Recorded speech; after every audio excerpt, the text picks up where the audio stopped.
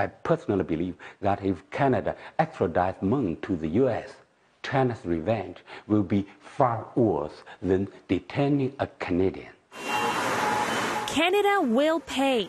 That's the message from China's state media to Canadian authorities, the latest escalation in mounting tensions between the two nations since the arrest of a top Chinese tech executive in Vancouver at the request of the United States.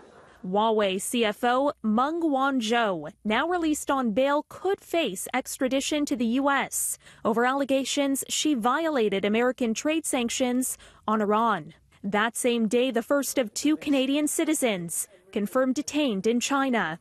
Now a second Canadian is also in trouble. The country's foreign ministry confirmed today former Canadian diplomat Michael Kovrig and Alberta entrepreneur Michael Spavor have been taken into custody on suspicion of endangering national security. We continue to engage with the Chinese authorities. We will always be standing up for Canadians in difficult situations abroad. We're engaged in consular services with their families. Should Canadians travel to China now? Is it time for the Prime Minister to pick up the phone and call President Xi? I think at this point in time, given the fact that we have Canadian citizens who are being detained in what appears to be a direct link to an independent investigation going on in Canada, I think it does need to be elevated. I think we have to take this very seriously and act very early on this.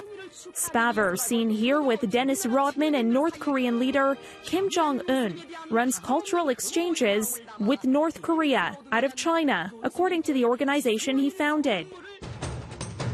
Chinese state media is warning of revenge and unnecessary troubles for Ottawa if it doesn't defy the U.S. and release Meng. Although Canada is a U.S. ally, it should not get deeply drawn into the China-U.S. game. A piece titled "The World is Watching Canada," published today on the website of a Chinese broadcaster linked to the government, accuses Canada of enforcing the law on behalf of the U.S.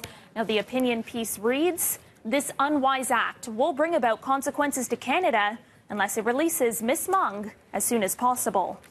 It's in Canada's best interest to try and remain neutral.